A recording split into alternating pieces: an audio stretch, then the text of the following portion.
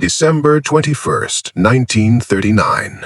The Kola River Valley, southeastern Finland. 3 days before Christmas, and the temperature at dawn had dropped to minus 40 degrees Celsius.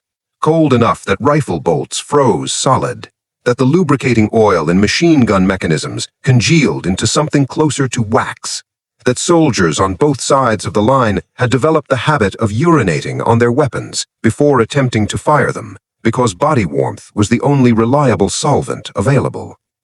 The birch forest along the river's western bank was silent in the particular way that extreme cold produces, not quiet, but arrested, as if sound itself had been immobilized alongside everything else. A Soviet column from the 44th Rifle Division had been moving along the trail that paralleled the river since before first light. The column carried ammunition resupply for forward positions that had been pushing against Finnish defensive lines since the first week of December, and the men in it, soldiers from the Kiev military district, most of whom had never seen snow of this depth before being shipped north to participate in what their commanding officers had assured them would be a brief and uncomplicated operation, were moving at the pace that exhaustion and cold impose on men who have been in the field too long. They were not watching the tree line. They had learned in the weeks since the campaign began that the Finns, who were supposed to be easily overrun by the Red Army's overwhelming numerical superiority, had an alarming habit of appearing from unexpected directions. But that knowledge had not yet been fully translated into the kind of sustained tactical alertness that might have made a difference. They were cold and tired and moving, and those three conditions together do not produce vigilant soldiers. The first man fell at 07:23. No one heard a shot. That last detail, the absence of sound, was what made the accounts from survivors of the Kola engagements so consistently unnerving when they were collected by Soviet intelligence officers in the weeks that followed. Witnesses described men dropping in mid-stride, mid-sentence, mid-action, with no preceding sound to indicate what had happened or from where it had come. The Finnish rifles of the period, primarily the Mosin-Nagant M2830, a domestically modified version of the standard Russian military rifle that Finnish civilian marksmen had adopted and refined for competitive target shooting, used the same 7.62 by 54 mm R cartridge as the Soviet weapons. At extreme ranges, under the right atmospheric conditions, the muzzle report reached the target zone so long after the bullet that witnesses heard nothing until the man beside them was already dead. In extremely cold air, sound travels differently than in temperate conditions.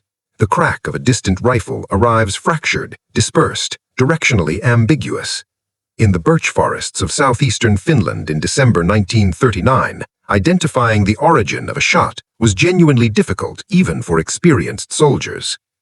The man responsible for the shots that the Soviet 44th Rifle Division could neither hear nor locate was a 34-year-old farmer from the village of WWII, approximately 60 kilometers to the northeast. His name was Simo Hayha, and at the moment the first Soviet soldier fell on the Kola Trail, he had been lying in a shallow depression in the snow for 3 hours and 40 minutes, had consumed nothing since the previous evening, and had not moved enough to disturb the surface of the snow around him by more than a few centimeters. He was wearing a white camouflage suit over his standard Finnish Army winter uniform, and his rifle, the Mosin-Nagant M2830 that had been his personal target shooting weapon before the war, was packed with snow around its barrel to prevent the condensation plume that a warm barrel produced in freezing air from marking his position. He had learned that trick not from a military manual, but from hunting, specifically from hunting elk in the forests around WWII, where he had grown up, and where he had spent the preceding decade accumulating the specific combination of skills that the Winter War was about to require of him in ways that neither he nor his commanding officers had anticipated. What nobody understood yet, not the Soviets, not the Finnish command, not even Hayha himself, was that this was only the beginning. The engagement on December 21st would later be documented as part of Hayha's operational record, which was kept with unusual diligence by his unit, the 6th Company of the 34th Infantry Regiment of the Finnish Army, under the command of Major Arne Utilainen, himself a figure of considerable military distinction who would earn the nickname Terror of Morocco for his service in the Spanish Civil War, and who, upon receiving his first reports of what his new sniper was accomplishing along the Kolla line, reportedly read them twice before asking his adjutant whether the figures had been verified. They had been. Hayha was producing confirmed kill numbers that no one in the Finnish military command structure had previously encountered, and he had been doing it for less than 3 weeks. The full scope of what those numbers would eventually reach was not yet imaginable. To understand Simo Hayha, you must first understand Rautjärvi in the 1920s and 30s, because the village, the forest around it, and the specific culture of rural Finnish life in the interwar period collectively produced the man that the Winter War would make famous in ways that no military institution could have replicated. Finland in this period was a young nation. It had declared independence from Russia in 1917, less than a decade before Hayha was developing the skills that would define his wartime career. And it was a nation in which the relationship between its civilian population and the natural environment was more intimate and more practically demanding than in almost any other country in Europe. Hayha was born on December 17, 1905, the second of 8 children in a farming family that, like most families in Rautjärvi, supplemented agricultural income with hunting and timber work. The forests of southeastern Finland in this period were not recreational spaces. They were working environments that provided food, fuel, and supplemental income, and interacting with them effectively required a specific literacy, an understanding of animal behavior, weather patterns, snow conditions, and the complex acoustics of dense forest that was transmitted within families and communities through direct experience rather than formal instruction. Hayha began hunting with his father at the age of 8 and had his first solo hunting permit for small game at 11. By 17, he was hunting elk independently in conditions that included temperatures well below -30 and snow depths that made movement through the forest an endurance challenge even for fit young men. The shooting ability he developed during this period was notable even by the standards of a rural Finnish community in which accurate shooting was considered a normal masculine competence. Finland had a strong tradition of competitive marksmanship. The Civic Guard, the paramilitary organization that preceded and eventually merged with the Finnish Army's reserve system, sponsored shooting competitions at the local and national level throughout the 1920s and 30s, and participation was high enough in rural communities that the competitions functioned as a significant social institution. Hayha competed regularly and won regularly. His shooting records from Civic Guard competitions in the 1930s show consistent performances at the top of local and regional categories, using iron sights rather than telescopic optics, a preference that he maintained throughout his wartime service and that would later become one of the most analyzed aspects of his operational methodology. The iron sight's choice was not, as it has sometimes been represented, a matter of personal philosophy or distrust of technology. It was a practical calculation rooted in the specific conditions of Finnish winter warfare. A telescopic sight in temperatures of -30 to -40 degrees Celsius has a critical vulnerability. The breath of a shooter lying prone in the snow rises in cold air as a visible vapor cloud that can betray a position to an alert observer. Telescopic sights also require the shooter's face to be pressed close to the eyepiece, significantly closer than iron sight shooting requires, which means that the breath plume rises directly in line with the sight picture, creating a recurrent obscuration problem at the worst possible moment. Iron sights allow the shooter to keep his face further from the weapon, reducing but not eliminating the breath vapor problem and keeping his vision clear. Hayha had figured this out through practical experience in the field before the war began. It was the kind of problem-solving that characterized his entire approach: empirical, practical, specific, and oriented entirely toward results. He was not a theoretician. He was a man who had spent years learning at very close range exactly what worked and what did not in extreme cold. He was called up to the Finnish army in October 1939 as the political crisis between Finland and the Soviet Union moved toward its inevitable conclusion. The Soviet Union had been pressing Finland since the summer for territorial concessions, primarily a buffer zone around Leningrad that would require Finland to cede portions of the Karelian Isthmus and several islands in the Gulf of Finland. Finland had refused. The negotiations, which had grown increasingly tense through the autumn, collapsed on November 13, 1939. On November 26th, the Soviet Union staged a false flag incident near the border village of Mainila, claiming Finnish artillery had shelled Soviet territory and killed soldiers.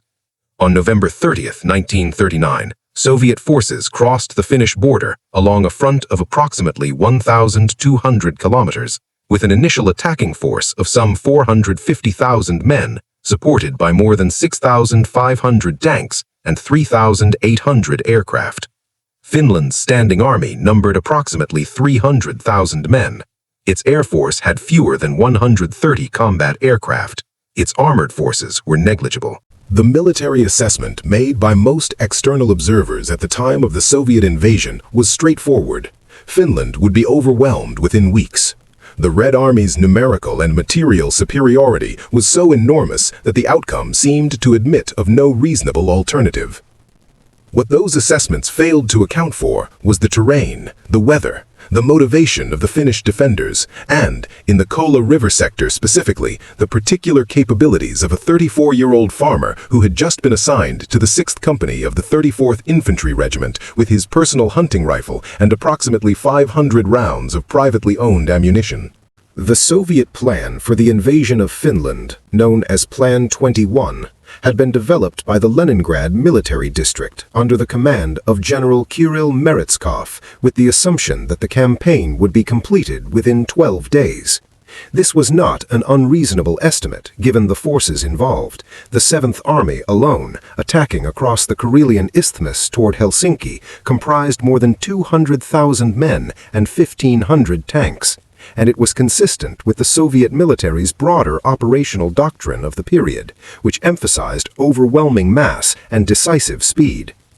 The assumption embedded in Plan 21 was that Finnish resistance, however determined, could not survive contact with forces of this scale for more than a few weeks at the absolute outside. What Plan 21 had not adequately accounted for was the forest.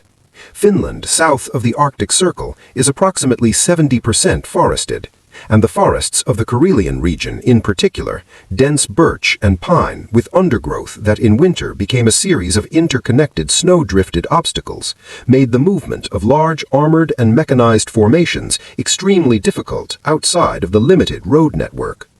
Soviet tank columns that were theoretically capable of advancing at 30 kilometers per hour on open ground found themselves restricted to the roads, which the Finns had anticipated and which they had prepared with an array of obstacles, anti-tank ditches, and defensive positions that channeled the advancing columns into predictable and easily engaged kill zones.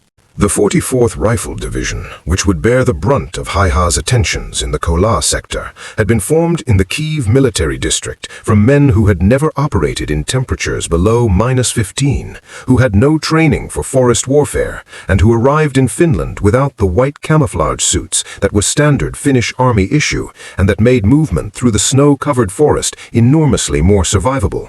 Soviet soldiers in the early weeks of the Winter War were in some sectors fighting in dark winter uniforms against a white background, visible at distances of 500 meters or more in the clear air of a Finnish winter. The tactical implications of this disparity alone would have been significant. Combined with the terrain, the weather, and the specific defensive capabilities of the Finnish army's marksmen, they became catastrophic. But the catastrophe was not immediately apparent to Soviet command. The early engagements produced results that could be attributed to local Finnish stubbornness, difficult terrain, and the supply difficulties inherent in a winter campaign in unfamiliar country. The losses were noted, the tactical assessments were adjusted, plans for new approaches were developed. What the Soviet command structure did not immediately grasp was that some of the losses, a disproportionate number of them, were being produced by a single individual operating in a specific sector of the Kola line, and that the losses this individual was producing were not random battlefield casualties, but systematic eliminations of exactly the personnel whose loss would most severely degrade Soviet operational effectiveness. Officers, political commissars, forward observers, communication specialists, and the experienced senior NCOs whose practical leadership held Red Army platoons together in difficult conditions. This was not random fire. This was targeted disruption by a man who understood intuitively and completely which human beings in a military formation made that formation function. The Finnish defensive line at Kola was, by any conventional military assessment, impossible to hold. Major Juutilainen commanded fewer than 4,000 men along a frontage of approximately 40 kilometers, a ratio of defenders to frontage that military doctrine considered untenable even against an opponent of equal capability. Against the forces the Soviet Ninth Army was directing at the Kola line, it was theoretically absurd.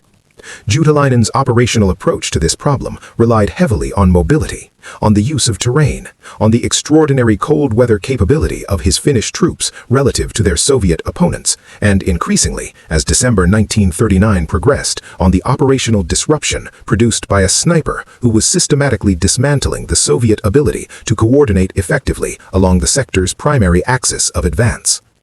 By the end of the first week of December, Hayha had accumulated 17 confirmed kills. By the end of the second week, the total stood at 41. The rate of accumulation, averaging nearly 3 confirmed kills per day in the first 2 weeks of operations, was without precedent in the operational records of any Finnish unit, and had begun to attract attention beyond Juutilainen's immediate command. A liaison officer from Finnish IV Corps headquarters visiting the Kola sector on December 18th to assess the situation included a specific notation in his after-action report about the sniper whose activities had been repeatedly mentioned by Juutilainen's officers. The notation was careful and precise. It did not editorialize or express disbelief. It simply recorded the numbers and noted that they had been verified by multiple independent observers. The Corps commander who read it reportedly read the notation 3 times before moving on to the rest of the report.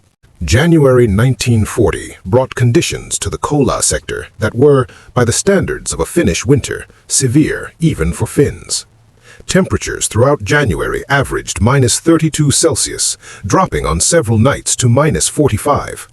The Kola River itself, normally too swift to freeze completely, had locked solid enough to support foot traffic by the second week of the month. The forests, already difficult to navigate, became genuinely treacherous.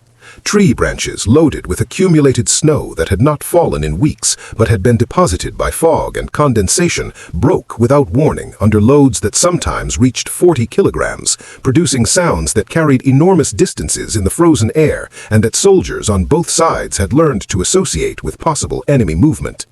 It was an environment that reduced the effective combat capability of even experienced troops. Hayha appeared to be unaffected by it. This was the observation made by every Finnish soldier who operated in proximity to him during January 1940, and it was striking enough that it entered the unit's informal oral tradition almost immediately. He moved through conditions that kept other men huddled in their snow shelters with an ease that seemed to belong to a different category of human adaptation. He ate little. Accounts from soldiers who observed his operational routine describe a man who consumed perhaps 1 modest meal per day when in position, less out of any calculated strategy than because the full concentration his work required was incompatible with the biological distraction of hunger. He slept when he could, in whatever shelter was immediately available, with the pragmatic efficiency of a man who has spent years in the field. He did not complain. He was not observed to express frustration or doubt. He went to his positions, he completed his work, and he returned. The simplicity of it was, to the soldiers around him, almost as remarkable as the numbers. The numbers themselves were extraordinary. Between January 1st and January 31st, 1940, Hayha achieved, under the verification standards applied by the 6th Company's records, an additional 61 confirmed kills, bringing his cumulative total since the beginning of the campaign to 126. The single-month total of 61 would have represented a full career's worth of confirmed kills for almost any sniper in any army in any period of the Second World War. For Hayha, it was 1 month. He was averaging 2 confirmed kills per day, every day, for 31 consecutive days, under conditions that precluded effective combat operations for most soldiers. The pattern was not consistent with anything that military planners or historians had previous records for. But the monthly kill total was not in itself the most significant development of January 1940. What mattered more, what would determine the character of the campaign in the Kola sector for the next 6 weeks, was the Soviet response. By the 3rd week of January, Soviet intelligence in the 9th Army sector had accumulated enough information from survivor accounts to develop a partial picture of what was happening at Kola. The picture was incomplete and in places contradicted by conflicting reports. The accounts of men who had been under fire from Hayha's positions sometimes disagreed on the direction of shots, the time between engagements, and the distance from which they appeared to originate, because the acoustic properties of extreme cold and dense forest make directional identification genuinely difficult. But the pattern of losses, the consistent elimination of officers and communications personnel along specific axes of Soviet advance was clear enough to demand a response. The response, when it came, was significant. It was also, ultimately, insufficient. The Soviet 9th Army's first formal counter-sniper operation in the Kola sector was ordered on January 21, 1940. A team of 12 counter-snipers, selected from the Red Army's specialist sniper detachments, which had been considerably expanded following the disastrous initial weeks of the campaign, was deployed to the eastern bank of the Kola River with the specific mission of locating and eliminating the Finnish sniper responsible for the officer casualties along the main advance route. The team was given surveillance photographs, estimated position areas based on injury pattern analysis, and the operational latitude to work independently of the regular unit structure. They were experienced men. Several had served as instructors at the Central Sniper School in Moscow. They took their assignment seriously and executed it with professional competence. Hayha knew they were looking for him within 48 hours of their arrival. He had not been told by any intelligence source. He had deduced it from changes in Soviet movement patterns along his primary observation corridors, the way runner traffic had been rerouted, the appearance of what looked like deliberate decoy movement in areas where he had previously engaged, the unusual stillness in sectors that had previously carried regular supply activity. The forest had changed its texture in the way that happens when new and cautious people enter it, and he read that change the way he had learned to read forest texture during a decade of hunting. He adjusted his positions, changed his timing, and waited.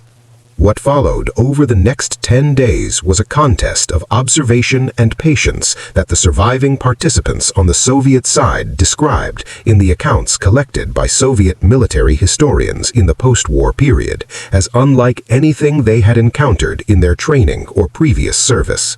Hayha engaged 3 members of the counter-sniper team between January 23rd and January 28th, not by locating them directly, but by analyzing the positions from which they were most likely observing his known operational area, and engaging those positions under conditions that made his own location essentially undetectable.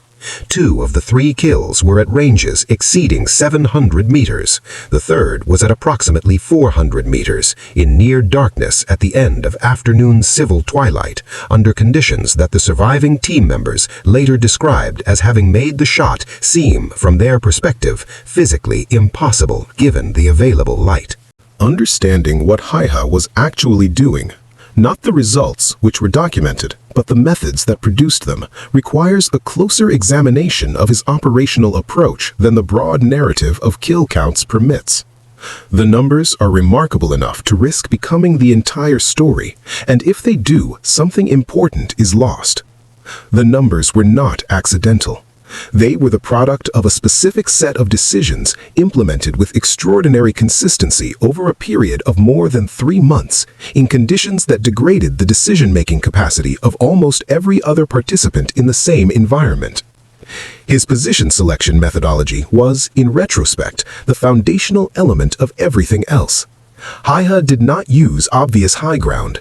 He did not position himself at locations that offered the most comprehensive fields of fire.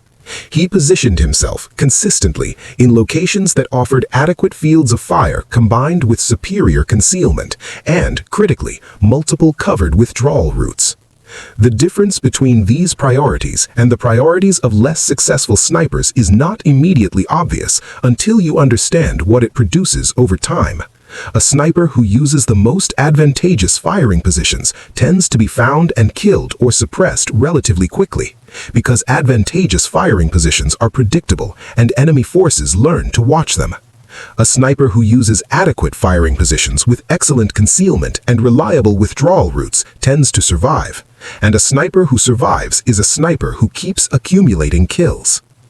He typically moved to his operating position before first light, usually between 0330 and 05, depending on the season and the specific operational situation, using routes that he had reconnoitered in daylight during preceding days. He packed his position with snow to reduce the condensation signature of his body heat. He loaded his magazine, a 5-round internal magazine in the M2830, which he filled with rounds he had individually inspected for defects, and then he waited.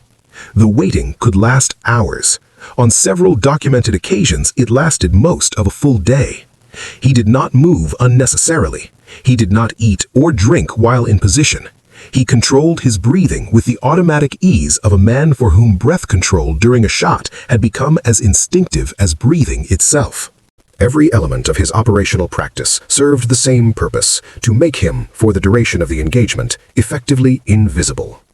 His shooting technique incorporated several elements that were specific to his hunting background and that differed in notable ways from standard military sniper doctrine of the period. He used a packed snow rest for his rifle rather than a bipod or standard support, because packed snow could be shaped precisely to the required elevation and adjusted without producing movement or sound.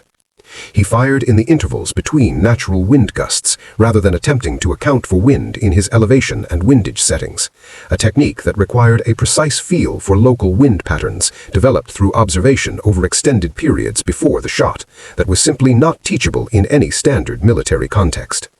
He practiced what modern shooting science would describe as natural point of aim, aligning his entire body with the target direction so that the rifle pointed naturally at the target without muscular effort to hold it in position, reducing tremor and improving consistency.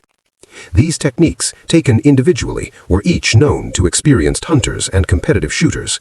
The extraordinary thing about Hayha was not that he possessed any one of them, but that he executed all of them simultaneously, consistently, in conditions of extreme stress and physical hardship over a period of months, without the kind of cumulative degradation in performance that even elite marksmen typically experience under sustained operational pressure.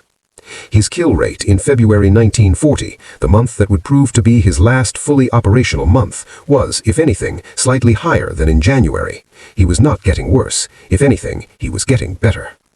The Soviet counter-sniper effort escalated through February. A second team, larger than the first, was deployed in the first week of the month, this time with artillery support, the intent being to use observed fire to suppress Hayha's suspected positions, even when direct counter-sniper engagement had failed to locate him. This approach produced several days of intense artillery bombardment of areas in the Finnish rear that Soviet intelligence had assessed as his probable operating zones. Hayha was not in any of the bombarded areas. He had read the pattern of Soviet observation activity that preceded the bombardment and moved his primary operating corridor 3 days before the first rounds arrived. The Finnish positions that were struck were, in most cases, empty. Major Utilainen, observing the Soviet frustration from his command post, made a notation in his operational diary on February 9, 1940, that has been quoted by historians researching the Winter War more often than almost any other document from the Kolla sector. He wrote, "Hayha continues his work. The enemy continues to try to stop him. So far, the enemy has not found a method that works. I begin to believe that no method exists." The notation was made without irony or exaggeration. It was a commander's honest assessment of the operational situation in his sector. It would prove within 3 weeks to have been slightly premature, but only slightly, and the method that eventually interrupted Hayha's career was not one that anyone on either side had anticipated. The morning of March 6, 1940, was, by the meteorological standards of the Winter War's final weeks, almost mild. The temperature at dawn was -18 Celsius, bitter by the standards of Central Europe, but significantly warmer than the -40 that had characterized the campaign's peak cold period in January. The snow on the Kola River's western bank had settled and compacted under its own weight, changing the landscape's texture in ways that experienced skiers recognized as a sign that winter was, at some distant future point, beginning to consider the possibility of spring. The birch trees had not yet begun to bud. They would not for another 6 weeks, but the quality of the light at dawn had shifted fractionally, carrying a suggestion of warmth that was more psychological than thermal, but that both sides of the Kola line registered and interpreted with the sensitivity of men who had spent months measuring winter's increments.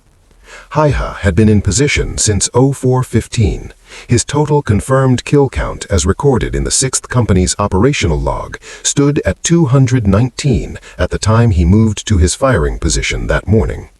The figure represented 98 days of operation in an active combat environment, achieved at an average rate that no verified sniper record before or since has equaled for a comparable period. He was, at this point, the most effective individual marksman in the history of the conflict, a fact of which he was at least partially aware, since Utalainen had told him so directly. And he was also, by any reasonable assessment, the most hunted individual in the Soviet Ninth Army's operational area.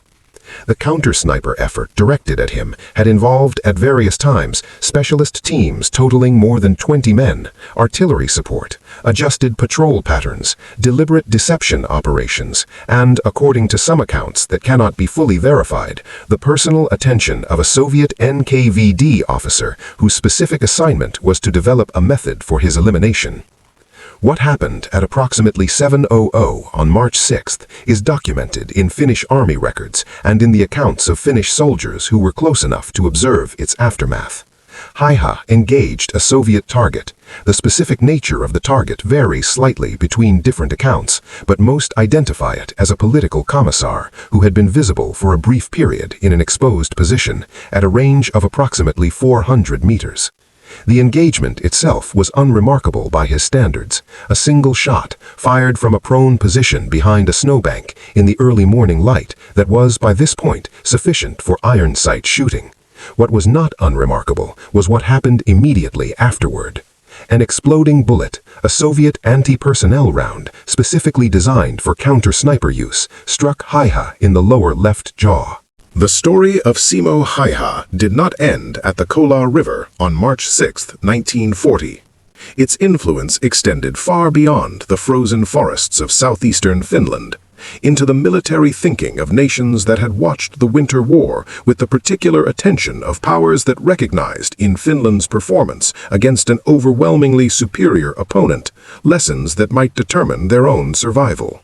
Germany had observed the Winter War with acute professional interest, and what its military analysts noted was not merely the terrain and weather factors that had degraded Soviet performance. They noted the Finnish sniper program, the systematic deployment of Civic Guard-trained civilian marksmen as military snipers, and they noted the results it had produced in terms of disproportionate Soviet officer casualties along specific sectors of the front. The German Army's sniper school at Zossen was expanded following the Winter War, and the curriculum was revised to incorporate lessons extracted from Finnish operational practice. The Finnish preference for iron sights in extreme cold was studied. The Finnish emphasis on patience and position concealment over raw marksmanship at standard military ranges was incorporated into training doctrine. The Winter War did not create the German Army's sniper program, but it significantly accelerated its development in directions that would matter enormously on the Eastern Front, beginning in 1941. Among the German snipers who would eventually be trained under the program expanded by Winter War lessons was a young man from the Austrian Tyrol named Matthias Hetzenauer, who was called up to military service in 1943, and who, by the time he was assigned to the 3rd Mountain Division's sniper section in the autumn of 1944, had absorbed the institutional knowledge that ultimately derived through multiple intermediary steps from what Simo Hayha had demonstrated in Finland 4 years earlier. The chain of influence was indirect and diffuse, as such chains always are, but it was real. when Hetzenauer achieved his confirmed kill at 2,250 meters in the Carpathians on November 3, 1944, using techniques that had been shaped in part by doctrine developed from Finnish winter war practice. There was a lineage there that the participants were not in a position to see clearly, but that military historians would later trace with some precision. Hetzenauer's 93 confirmed kills over the Carpathian campaign of 1944 to 1945 represent a different kind of achievement than Hayha's winter war total, and the comparison illuminates something important about both. Hayha operated in a compressed defensive crisis, a campaign that lasted 105 days, in which Finnish national survival was genuinely at stake, in which the emotional and psychological pressure on every Finnish soldier was of a kind that is difficult to fully convey from a historical distance. His kill rate was extraordinary, partly because the situation was extraordinary. A small nation fighting for its existence against a vastly larger opponent, in conditions that created a specific alignment of Finnish capability and Soviet vulnerability that could not have been engineered or predicted. He was the right man in the right place at the right moment, and the moment lasted just long enough for the numbers to become what they became. Hetzenauer operated in a different kind of extremity, a rearguard defense in a war that Germany was already losing, in terrain that suited his specific Alpine capabilities under the sustained operational pressure of a Soviet force that was better led and better equipped in 1944 than the army that had been sent into Finland in 1939. His 93 kills were achieved more slowly, against more alert and capable opponents, using techniques that had to be continuously adapted as the Soviets learned from their losses. The accumulation was less dramatic in pace, but perhaps more demanding in its sustained requirement for tactical creativity. Between them, Hayha and Hetzenauer represent something that military history rarely provides so clearly, a documented answer to the question of what a single human being, properly prepared and properly deployed, can accomplish against vastly superior numbers. The answer is, in both cases, staggering, and in both cases it rests on the same foundation. Not a military institution, not a formal training program, not a weapon system that exceeded the capabilities available to the opposing side. It rests on civilian preparation, on years of patient practice in cold and in forests, hunting animals that punished inattention and rewarded patience, developing capabilities that no military school had designed to produce, because military schools were not designed by men who had spent 10 years lying in frozen snow waiting for an elk to present itself at 800 meters. The confirmed kill totals attributed to Simo Hayha during the Winter War require the same careful unpacking that any extraordinary historical claim demands. And it is worth spending time on the verification question because the numbers are large enough to attract both credulous acceptance and reflexive skepticism, and neither response is adequate. Finnish military records from the Winter War were, in general, maintained with a degree of care and institutional rigor that reflected the specific circumstances of a small nation defending its territory. Accurate records mattered for command and control purposes in a way that the records of a large military machine, where the loss of individual documents was less operationally significant, sometimes did not. The 6th Company's operational log, which served as the primary record for Hayha's confirmed kills, required independent observation for each claimed kill, typically by a second Finnish soldier in a supporting position. This standard was not uniformly applied across all Finnish units, and some historians have raised questions about whether the verification process was as rigorous in practice as it was in theory. These questions are legitimate and should be acknowledged. The number that emerges from the most careful analysis of the available documentation conducted by Finnish military historian Otto Manninen and his colleagues in research published in the 1990s is 219 confirmed rifle kills over the period from November 30, 1939 to March 6, 1940. An additional 37 kills with a Suomi KP/31 submachine gun used in close-quarters engagements were also credited to Hayha, but are excluded from the rifle total. The combined total of 256 confirmed kills accumulated over 98 days represents an average of 2.6 kills per day, A figure that, when stated baldly, sounds implausible until it is placed in the specific context of what the Kala sector looked like in December 1939 and January 1940. A sustained defensive battle in which Soviet units were advancing repeatedly along predictable axes, in conditions that made them far more visible and far less tactically agile than they would have been under normal circumstances. The context does not diminish the achievement, it explains the mechanism. And the mechanism, once understood, makes the numbers more rather than less remarkable, because it reveals that Hayha was not simply a man with a gift for accurate shooting. He was a man with a gift for accurate shooting who had also understood, at a deep and intuitive level, exactly how to exploit the specific vulnerabilities that his specific opponents presented in his specific environment.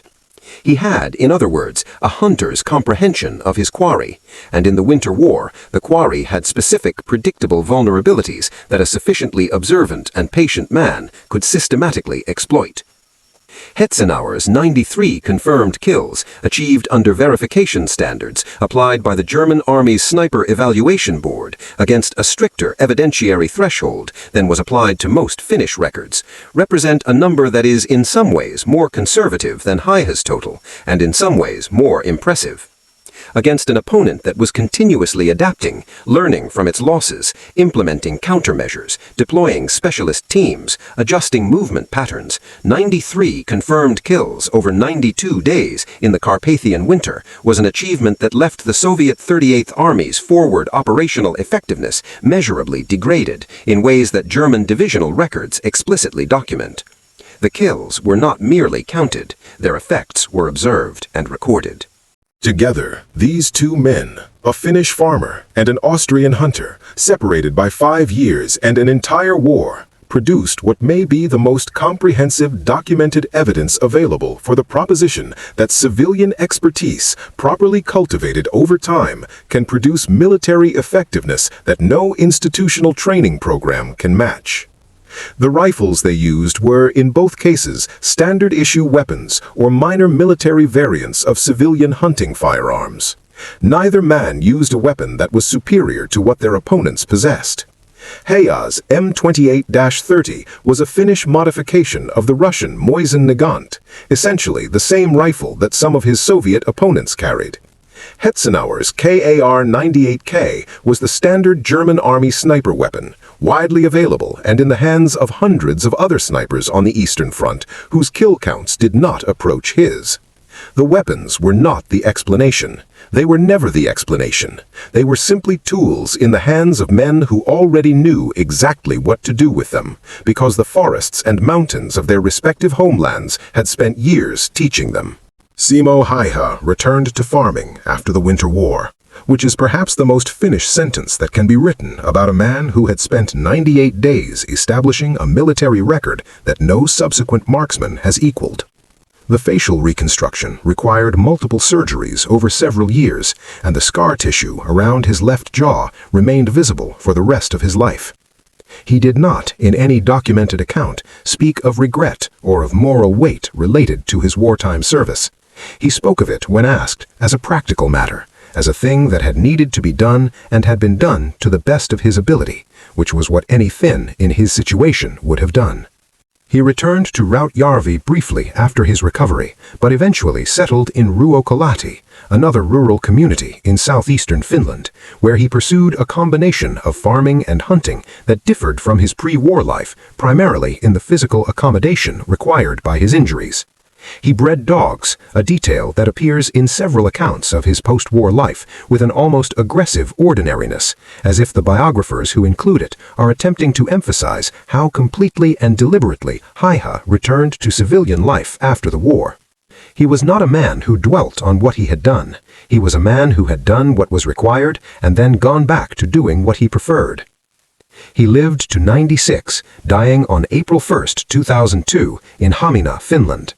In the last decades of his life, as the historical research into the Winter War expanded and the accounts of his wartime service became more widely known outside Finland, he gave a small number of interviews in which he addressed the question that journalists invariably asked: how does a man feel about killing the number of people he killed?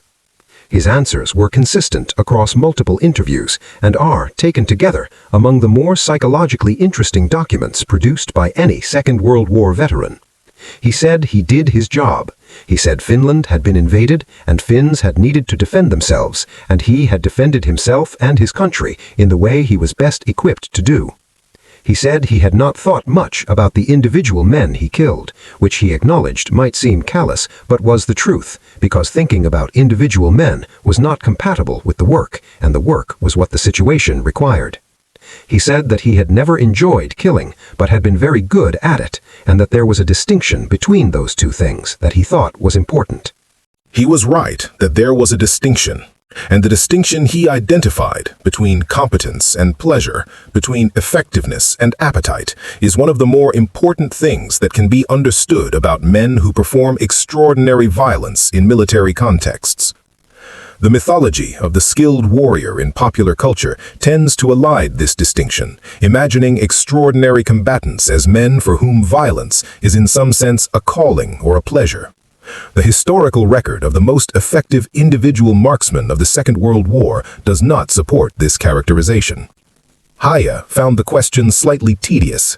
Hetzenauer, in the interviews he gave in the 1970s, described his wartime service in terms of technique and observation and cold, never in terms of satisfaction. These were men who had skills that the specific circumstances of a catastrophic war had turned into weapons. They had applied those skills. They had returned to their farms. The simplicity of that arc is more truthful than the mythology, and considerably more disturbing. Matthias Hetzenauer died on October 3, 2004, in Wurgl, Austria, at 79. His confirmed kill record of 93 from the Carpathian campaign had been the subject of several military history articles in the preceding years, and he had given a small number of interviews that added modest detail to the documented record without fundamentally altering it. Like Hayha, he had returned to farming. Like Hayha, he had not appeared to carry his wartime service as a psychological burden in any outwardly visible sense, though what men carry privately is not always what they show. Like Hayha, he died in a small town in the country where he had grown up, far from the mountains and forests where he had briefly become something that military planners and historians would spend the following decades attempting to fully understand. Neither man had sought fame. Neither man had wanted the circumstances that produced it. Both men had simply been, in the specific sense that the specific moment demanded, exactly what was needed. The lesson that their parallel stories encode is not about shooting or about war or about the specific technical details of sniper methodology that military analysts have extracted from their operational records. It is about preparation, about the relationship between the slow, patient accumulation of practical knowledge in ordinary contexts and the capacity to apply that knowledge under extraordinary pressure. Both men had been educated over years of civilian life by environments that demanded precision, patience, cold weather endurance, and the specific form of environmental literacy that comes from spending extended time in forests and mountains. Those environments did not know they were training soldiers. They were simply environments, indifferent to the purposes of the men who moved through them. The forests of Finland and the mountains of Austria did not care about the Winter War or the Eastern Front, but the men they had shaped with 10 years of patient, cold, practical education that no military institution could replicate arrived on those fronts already formed into something that armies spend significant resources attempting to produce and almost never achieve. The rifles they carried were standard issue. The men behind those rifles were anything but. What the mocking officers could not see, what the Soviet Ninth Army could not see, what Hauptmann Kellner initially could not see, was that the rifle was the least important variable in the equation. The rifle was simply the implement, the education was the weapon. And the education had been completed in both cases long before the army knew these men existed.